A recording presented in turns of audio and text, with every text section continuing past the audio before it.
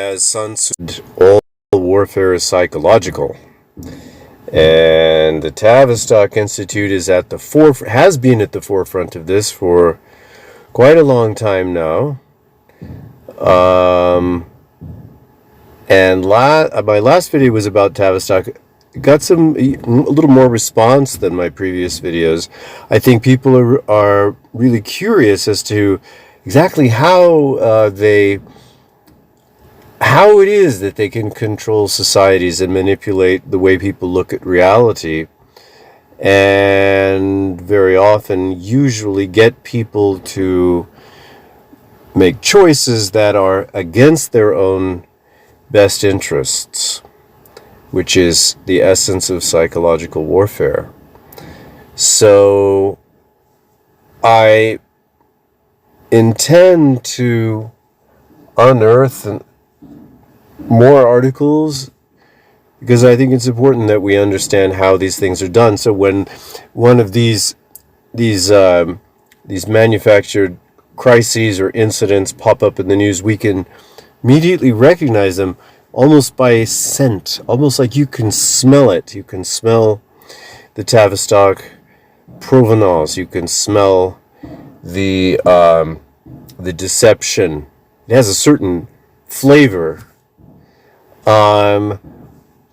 And I think it's important to know how things are done. You know, it's funny now, 9/11 is coming up again, and I've been occasionally, pretty much almost every day, you see things about 9/11 truth, pushing for truth. And yet what's funny is, and I haven't seen this happen with any other source that's cited, when I bring up Dmitry Khalazov, Dimitri, first name, that's how he spells it, a little bit different. Khalazov, Khalezov, who, and I have to say, I was an absolute maniac.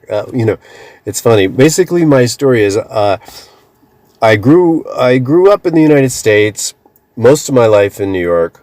I moved to Mongolia about 8 years ago, and it was at that point that I decided to try to face the music. It was at that point when I moved here where I said, okay, now wait a minute. I'm willing now at this point to look more deeply into 9/11 and not accept the official version. And I read everything. Because I was in New York on 9/11. It was a profound event in my life. And so I looked into every theory. I read everything. I was obsessed for a few months until I found the work of Dmitry Khalazov, who is not speculating. He's not a theorist. He's giving you an eyewitness account. He was personally acquainted with the chief planner of 9/11. He, as a specialist in nuclear explosives, working for the KGB, was in a position to recognize the signs and to be able to break it down for people. And he wrote a book that changed my life called 9/11thology, The Third Truth. And I encourage everyone to go to his YouTube channel, and there he has a promotional video. It's like 2 minutes long on his book. His book is the definitive work. You cannot, if you read this book, you don't even need an open mind. You just need to be rational. Read his book and you will see how it was done, the mechanics of it. In his own modest way, he says, yeah, there's some things about 9/11 that I can't fully, with absolute confidence, tell you that I know absolutely everything, but he knows all the basic things that everyone else is scrambling around trying to understand and pushing various other theories regarding nanothermite and space beams, weapons from space, and controlled demolition and clear that it was not an ordinary controlled demolition using ordinary explosives. The whole nanothermite thing, I think, is ridiculous. He breaks down all of these theories. But it's funny, when I mention him or his work or his conclusions on these so-called truth pages on Facebook, people come after me. They're very upset. They say that I'm being divisive by trying to tell people how 9/11 was done, and that it doesn't really matter how it was done, and that I'm dividing the community and distracting. Oh yeah, that's another one. That's funny. The idea that by saying, hey, look, you guys have to read this, he tells you how it was done. You would think that these truthers would say, wow, who is this guy? I got to read this book. This is interesting because I'm a serious researcher. And a lot of questions haven't been answered, and your objections to some of the other theories are based in reason. So yeah, thanks for sharing this with us. We're going to look into it. But instead, I get met with this wave of hostility, which I'm now quite used to, and I'm not quite understanding why, because no other. If you talk about nanothermite, if you talk about controlled demolition, if you talk about the dancing Israelis, if you talk about almost anything else, nobody seems to have a problem with it. It's only when it comes to Dmitry Khalazov that people get their backs up and they start accusing you of trying to divide the community. It's absurd. I don't understand how people can say that to try to understand how 9/11 was done, you're creating a distraction. I'm sorry, if you think that way, there's something really wrong inside your head. You need to go in and fix it, because at least on this channel and in my circle of friends, how things are done is of key importance, because how else are you going to know, how else are you going to become acquainted with the methodologies that have been in play, the playbooks, the divide and conquer schemes, and in this case, I think it's important as we get into Tavistock, the lone nut, the creation of the lone nut character, the asset that's put into play for these events, these world-changing events. And I think it's important if people are interested, they want to know how are these people created, and how is the deception completed in the minds of the general population through Tavistock's control of the media. But here we're going to look into how they use psychiatry to profile and create these kinds of these poor souls who become unwitting victims, these very vulnerable, psychologically vulnerable people. I think the interest in how it's done is not just a legitimate concern, but a very pressing concern, because it's clear that society as a whole is being profiled and groomed and brought along the lines, along certain deceptive agendas, and it's crucial to be able to spot these things. So we're going to get into that. Sorry about the long introduction. Not that sorry. I think it's important, but we look at for instance, recently this strange quote-unquote assassination attempt on Trump, and this character who was implicated in this. We've seen this all too often, psychologically disturbed lone nuts finding themselves at the center of operations that they don't fully understand. And as we are trying to get a grip on what's happening, as at least the United States is hurtling toward a cliff, we need to spot these things. We need to be able to wake people up if possible. I haven't been able to wake up anybody. I've been able to inform people who think along the lines that I do, and I know people who said they've been able to wake people up. I'm very skeptical, though, that's even that it's possible. At least for me, I haven't. I think we shouldn't even bother at this point trying to wake people up. I think it's a waste of time. I think it's better to get more fully and deeply informed and to generate a kind of understanding among each other, which then may have a chance of extending further and further outward as we become more secure and as we develop networks for sharing information. We're going to create a kind of a magnetic effect. But going head to head with someone who's brainwashed, I'm sorry, I cannot. It's beyond my powers of persuasion. And that's also extremely interesting. How is it? It used to be, 20, 30, 40 years ago, you could have a discussion with someone. You might have, at least at the beginning of a discussion, you have a very strong disagreement.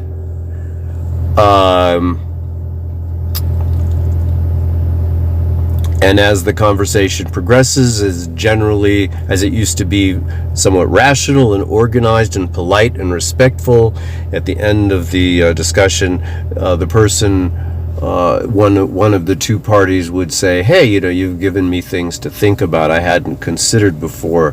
Thank you very much. I'm going to go look into it. But at least these days I have not had that, which we considered a typically American experience. We have differences, we have differences of opinion, but at the end of the day, we're both Americans, and that's what makes America special, that we can share different opinions and sort things out and think for ourselves. And that, I would say, is no longer the case. We have a degree of brainwashing that is truly staggering to consider. I have never in my life even thought I would see such a complete deterioration of people's ability to reason, to think for themselves, to acknowledge that the truth is arrived at by engaging in good faith argumentation and honest discourse. So, at any rate, let's get better informed, let's share information, and I still believe that this is the best way to go, even if some people can't be reached.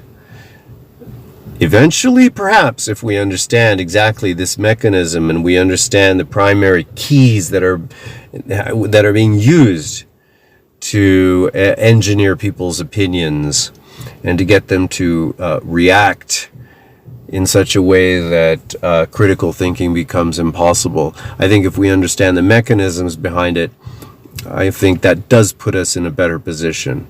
But let's go ahead. This article really breaks down a lot in terms of the methodology used by Tavistock. And again, Retro Research, at Retro Research, we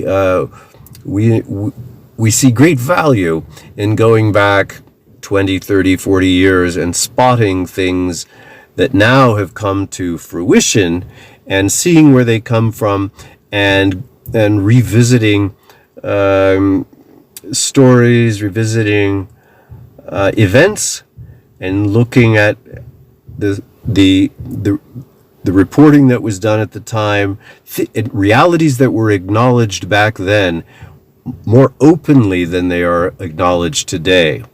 So it's pretty hard to deny the truth of something and simply relegate it to this horrible, it's like nails on a chalkboard conspiracy theory, when you can point to the fact that people were openly discussing these things back in the 60s, 70s, 80s, and into the 90s.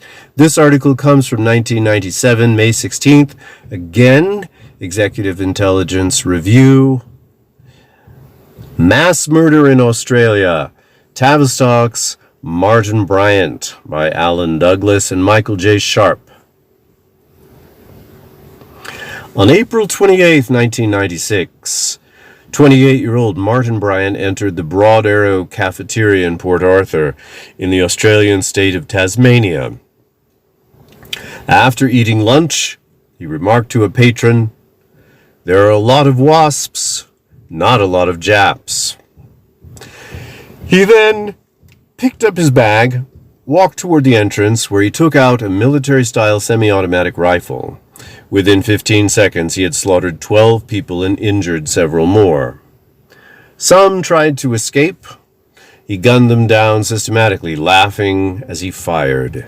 He chased one man onto a waiting bus and killed him, then shot the bus driver. Others tried to hide beneath the bus, but he climbed underneath it and killed them too. A young mother with a 6- and 3-year-old daughter begged, "Please don't hurt my babies." He shot her and the 3-year-old, then pursued the 6-year-old behind a tree, where he put the rifle to the girl's neck and fired. After executing others in the parking lot, he drove some miles to a bed and breakfast, the Seascape Cottage, whose elderly owners he had known for most of his life and whom he had murdered on his way to Port Arthur. Armed with an extensive arsenal, moving from room to room and firing at police, he kept dozens of members of the elite Special Operations Group of Tasmania and neighboring Victoria at bay throughout the night. Finally, at 8:45 the next morning, after setting the building afire, Bryant emerged with his clothes alight, screaming into the arms of waiting police. The final toll, including a hostage Bryant had taken with him to Seascape from Port Arthur, was 35 dead and 20 wounded, the greatest mass murder in Australia's history. Within days, the Liberal National Coalition government of Prime Minister John Howard called for the adoption of draconian gun control laws. Sound familiar? Which proposal was protested with huge demonstrations in Melbourne and other Australian cities. Deputy Prime Minister Tim Fischer repeatedly made the false, outlandish accusation that the demonstrations were organized by American statesman Lyndon LaRouche. So you see, Lyndon LaRouche was at the center of a lot of events back then. He was a real threat to the burgeoning plans of the New World Order.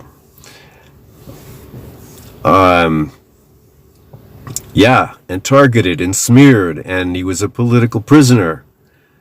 And even today, now he's, these ideas, these wonderful, common sense, pro-human ideas of Lyndon LaRouche are just, are anathema in the present realm of political discourse. Anyway, going on. The Tavistock Institute's lone nuts. As EIR has documented, see issue of April 4th, 1997, Great Britain is the command center for world terrorism today. So, psychological terrorism, but also the terrorist groups that it incubates and fosters and supports to unleash on the world at various regions where they need to achieve greater control of the populations. This article will demonstrate, through examining the case of Martin Bryant, that the dozens of mass murderers who have exploded into the world's headlines over the last decade or so constitute a special capability within the Crown's arsenal. So not afraid, hey, this is me talking, not afraid to point the finger at the Crown, at the British monarchy, unafraid and confident, which is, I think, Lyndon LaRouche's biggest sin. I'd made a few videos on the assassination of Aldo Moro, and if you trace back then, there were quite a few sources that traced the origins of the hit directly up to the British Crown, specifically, and this was a very long time ago, but to now Charlie Boy on the throne. So, I think this was probably the thing that the effrontery of Lyndon LaRouche to be so explicit in naming the British monarchy as being at the center of the terrorist capability of the New World Order. This is what it still holds true today. I mean, nothing essentially has changed. I think, for instance, the Nord Stream pipeline. I would bet anything that they're blaming Biden. Come on, Biden doesn't have the authority to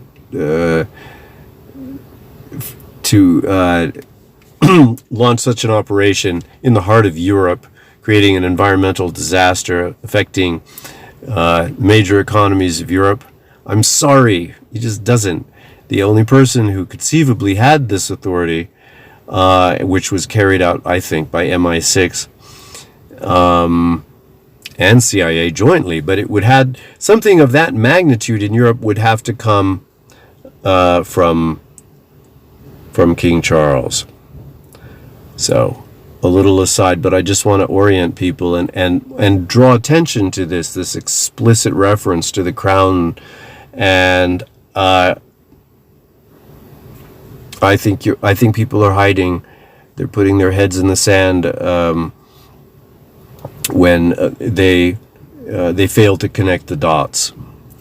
So anyway, going on, I'll try to refrain from making too many interjections here, but I think it's important. Already in May 1996, after a quick investigation of the Port Arthur massacre, including discussions with Australian police and counter-terrorist specialists, LaRouche's Australian associates and the Citizens Electoral Council charged in their newspaper, The New Citizen, that the incident, quote, bore all the hallmarks of the blind terror, quote-unquote, blind terror campaigns pioneered by the Tavistock Institute in London, an arm of British intelligence, which has conducted precisely the kind of experiments necessary to create and manipulate damaged personalities such as Martin Bryant.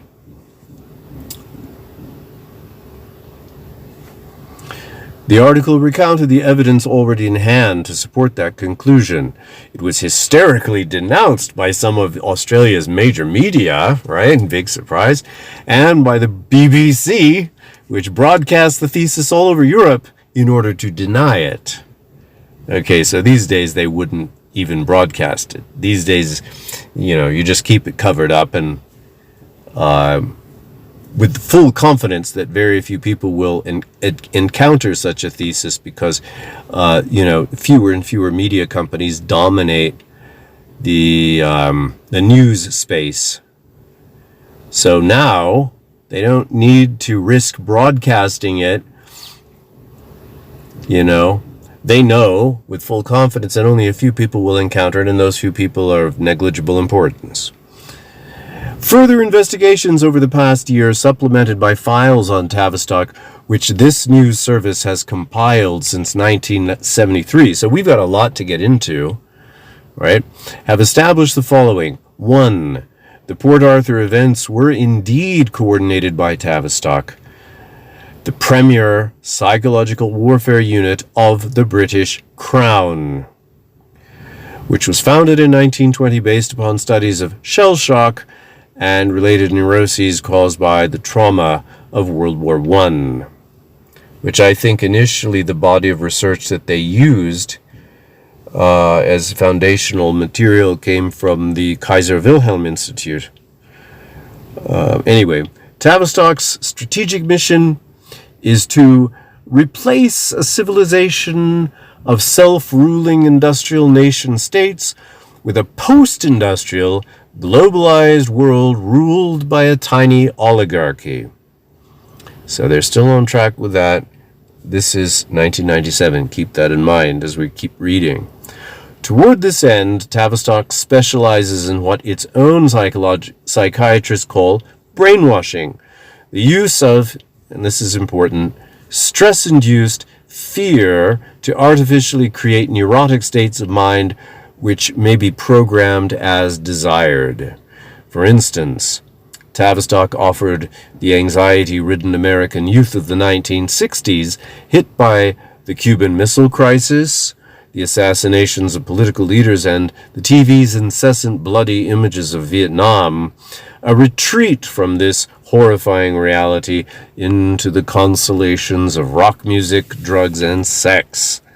Taking the bait, the future leaders of America and other nations regressed into an infantile preoccupation with self. Patriotism and an agapic concern for the common good were replaced by a hedonistic obsession with my body, my feelings, a counterculture. I was a child at this time, but I remembered, and it definitely shaped my childhood experience. My parents were part of this counterculture. More generally, Tavistock's theory, this is great, I love this phrase. More generally, Tavistock's theory of turbulence. Wow, you can whitewash any amount of evil if you can attach a technical phrase to it. It kind of reminds me of the rationale they came up with for bombing Nagasaki, utterly devoid of any concern for humanity. It was just like an evil nerd science experiment.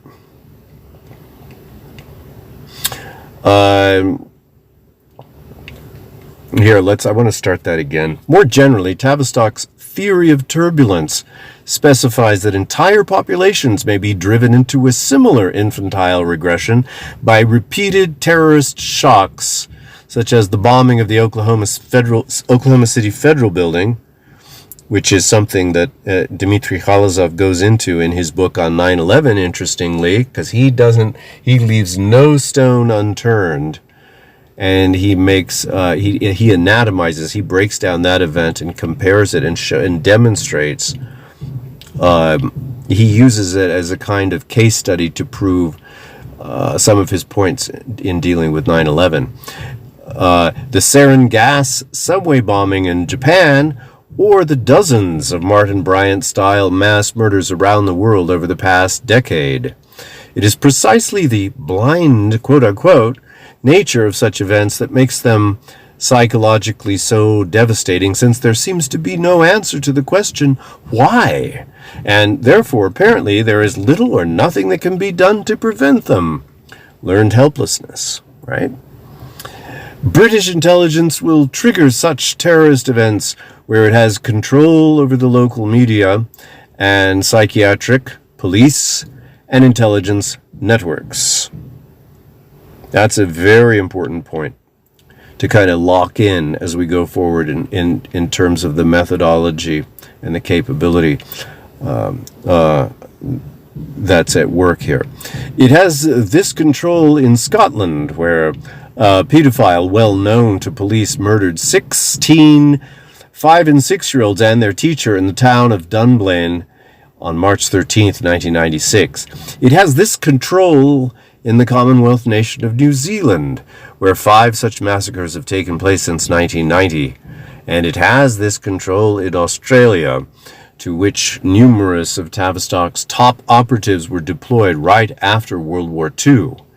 Australia, which has seen a dozen mass murders since the infamous Hoddle Street Massacre of 1987, has been subjected to particularly intense Tavistockian profiling and manipulation, in part, no doubt, because Australia broke with the British Empire in World War II and allied with General Douglas MacArthur and America against Churchill's plans to cede Australia to the Japanese. Fascinating point there. Before I read this, I was not aware of this. As an island nation, Australia also offered a controlled environment for Tavistock's experiments. In turn, the most isolated part of Australia, the island state of Tasmania, off the continent's southeastern tip, has served as the perfect Tavistock laboratory. And Tavistock specifies that because of the power of the modern mass media, no matter where a terrorist attack takes place, the shock is felt worldwide. It is a global event. And I'm just reflecting again on Khalazov's book, where he reveals that apparently an alternative, as the cabal, or whatever you want to call them, was preparing to create such a sensational terror attack to shape world events, that they had also considered detonating a nuclear device over an Australian city. But in the end, they decided it wouldn't have enough of a global impact and that New York was more suitable. 3, going on, Martin Bryant was monitored, directed, and, in all likelihood, programmed by Tavistock networks in Tasmania from at least the time that one of Tavistock's senior representatives in Australia, the now 88-year-old Dr. Eric Cunningham Dax, first examined Bryant in 1983-84 and set the parameters for all his future treatment. Dax was for decades an associate of Tavistock's longtime leader and World Federation of Mental Health chairman, Dr. John Rawlings Rees. Beginning with his collaboration with Rees in the late 1930s, Dax, by his own account, had specialized in brainwashing. To cover its tracks, Tavistock invariably circulates what might be called the Lee Harvey Oswald theory of mass murder, quote unquote, that each such incident is the result of a lone nut who one day just went crazy. I mean, they did this with John Wilkes Booth in the case of Abraham Lincoln's assassination. Same thing. He was an operative of British intelligence. He was working for the British. And what did they say about him? They said he was disappointed in love. His fiancée had left him, and out of his despair, he decided to shoot President Lincoln. Yeah. Okay. Such was the finding. I like that. That's in quotes, too. Finding. Right. Of Melbourne-based British forensic psychiatrist Dr. Paul Mullen in his evaluation of Bryant for Bryant's defense attorney, in which Mullen concluded, quote, "It would be more satisfactory if one could point to some simple and direct cause of the tragedy at Port Arthur." Unquote. Unfortunately, Mullen said one could not. But, notwithstanding that Bryant was a lone nut, Mullen confidently predicted to the Herald Sun of the 4th of February 1997 that there would be, quote, more such massacres because of strong evidence of a copycat element. Unquote. A warning echoed by other Tavistock assets in Australia and abroad. Curiously, Mullen himself reportedly participated in the investigation of 2 mass slaughters in New Zealand before coming to Australia.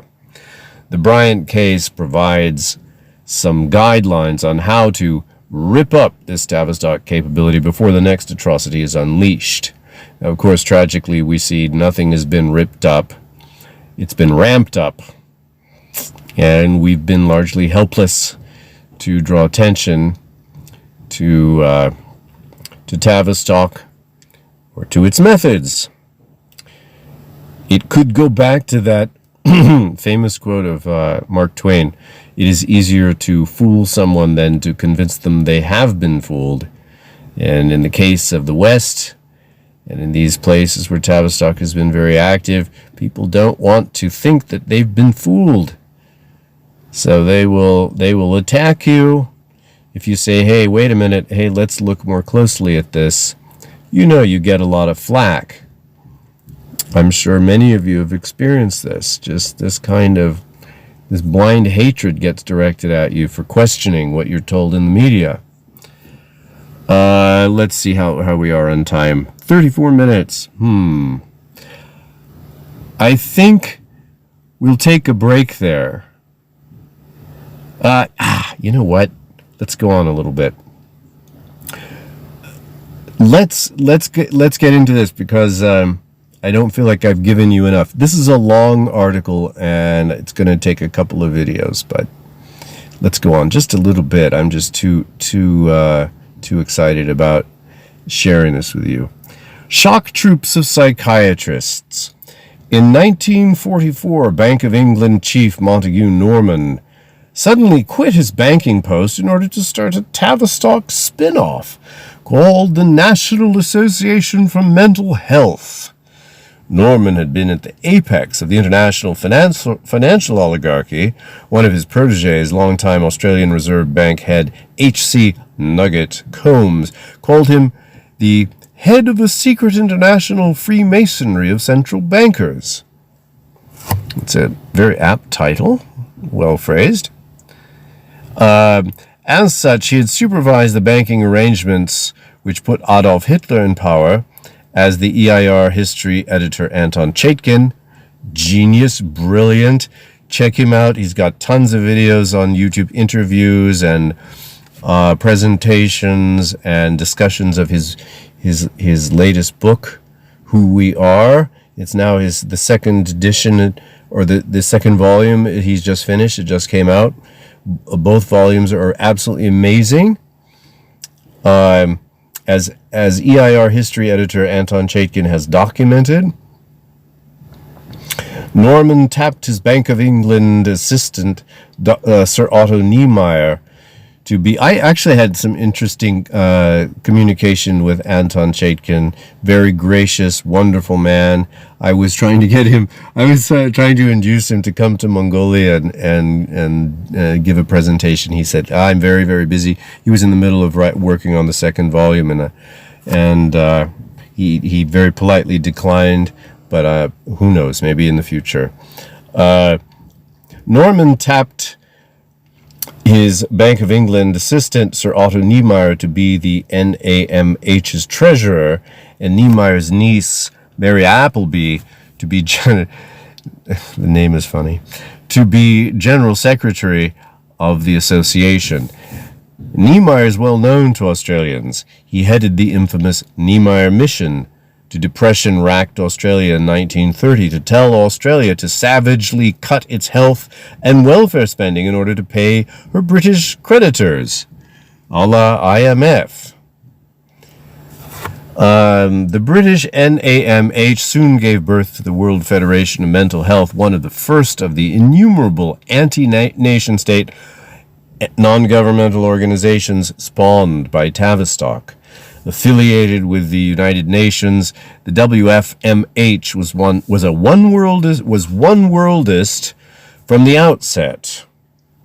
To head up the new organization, Norman tapped Brigadier General John Rawlings Rees, the head of Tavistock in the 1930s, and then the chief of Britain's World War II Psychological Warfare Directorate.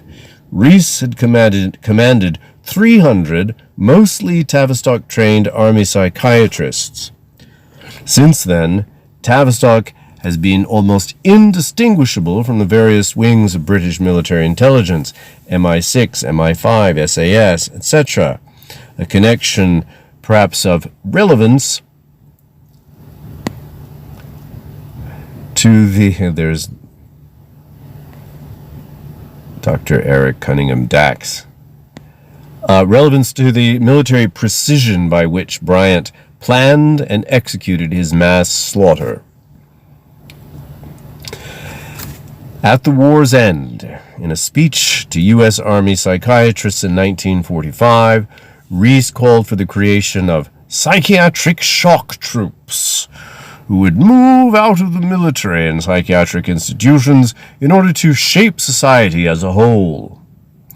If, quote, if we propose to come out into the open and attack the social and national problems of our day, then we must have shock troops, and these cannot be provided by psychiatry based wholly in institutions.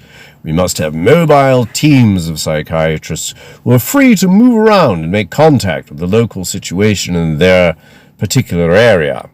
In every country, groups of psychiatrists linked together must begin to move into the political and governmental field. unquote. The mission Rees outlined was to create a situation, quote, where it is possible for people of every social group to have treatment when they need it, even when they do not wish it, without the necessity to invoke the law. Oh my God.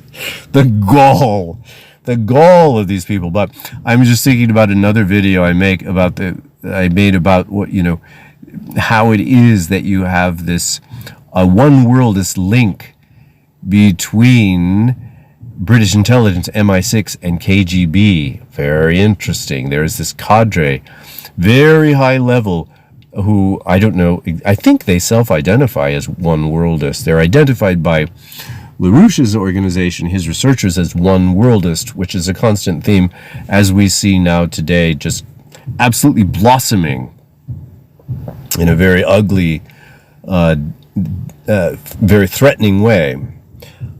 Tavistock's methods were outlined by Dr. William Sargent in his 1950s book, The Battle for the Mind, The Physiology of Conversion and Brainwashing. A pioneer in the study of shell shock, Sargent also emphasized the work of Soviet psychologist Pavlov in the 1920s and 30s. In particular, an incident, oh, this is terrible, in which a rising flood trapped some of Pavlov's dogs in their cages while the water rose up to their heads before receding. Pavlov found that the intense fear the dogs experienced wiped clean the tricks they had been taught, following which they could be reprogrammed. Further experiments by the SAS-SIS during the 1950s, including in Malaya and Kenya, showed Tavistock that such stress with resultant reprogramming capabilities could be applied to entire societies. In a 1961 series of lectures at the University of California Medical School, one of Sargent's closest collaborators, British novelist Aldous Huxley, assessed the notorious MK-Ultra mass drugging and brainwashing experiment which had been underway since the 1950s. Huxley was the author of the 1952 book, The Doors of Perception, which first popularized LSD usage, and from which the rock band The Doors took their name. I love The Doors, love their music.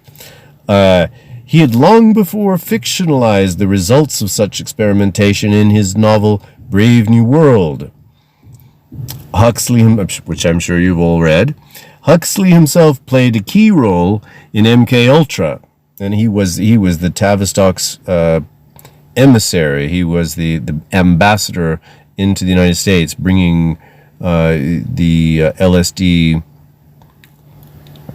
into college campuses.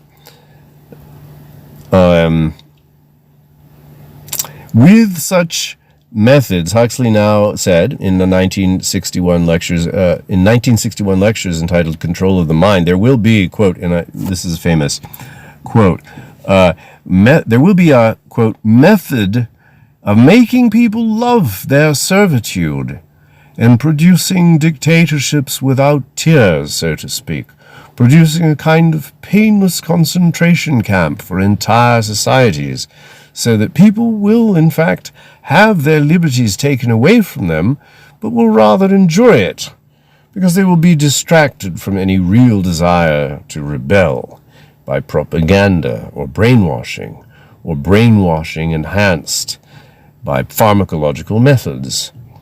And this seems to be the final revolution. Unquote.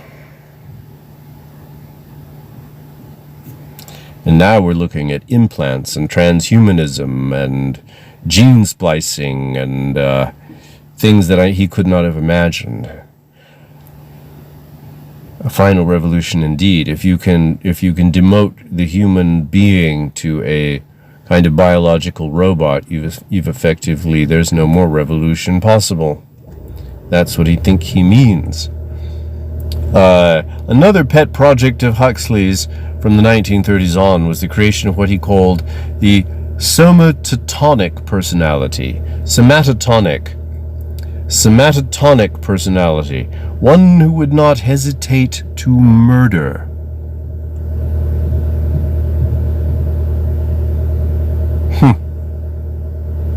Yeah, I thought about that a lot. I've thought about, my God, I have, most people with a soul and with a heart, they have a natural aversion to carrying out murders, unless, of course, they're being threatened or they're trying to defend their families or something. We have these mirror neurons. I think that's what it comes down to. We just have a natural, we don't want to. It's disgusting.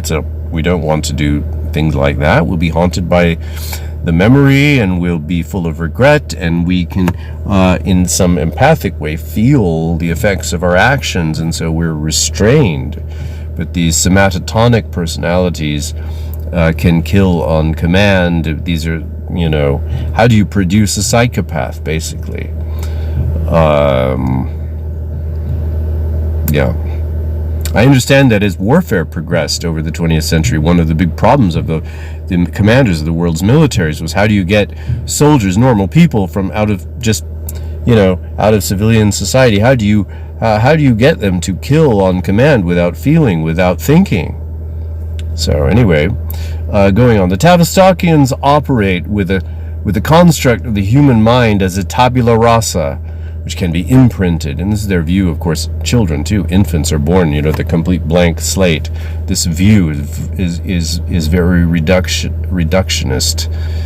Is the ultimate form of demoralization, I think, in my mind. But that's a whole other topic. And this goes back a long way. You can go back to the Venetian Republic, and you see this kind of philosophy that there is no soul, and so this flows, I think, from that. The Tavistockians operate with a construct of the human mind as a tabula rasa that can be imprinted, or a mechanical system that can be manipulated by such techniques. Since the essence of the human mind is, on the contrary, its inherent creative capability, Tavistockian brainwashing works only if the brainwashers can create a controlled environment in which the victim sees only the alternatives presented by his tormentors. And I think that's a good place. I think I've given you enough meat to begin to digest. And as I said, this is a rather long article, and we're going to be getting into more Tavistock, because I think, first of all, I think people who come to this channel, they do care about how things are done. And they also suspect, as they sometimes feel targeted by this messaging, that all of society is being shaped by something that one can only refer to as psychological warfare. So thank you for listening and for reading along, and I hope to get another one up, to get the rest of it done in the next few days. I'm in my car because I'm in Mongolia. One of the problems of living in Ulaanbaatar, for instance, is that people say it's a common problem. You never know when the power is going to go out or the water is going to be shut off. And so that's what happened. So I came out to my car to make this video. I just had to do, no more excuses. And I had to go to my car because my phone was dead and I had to plug it into the car. But anyway, take care, everybody.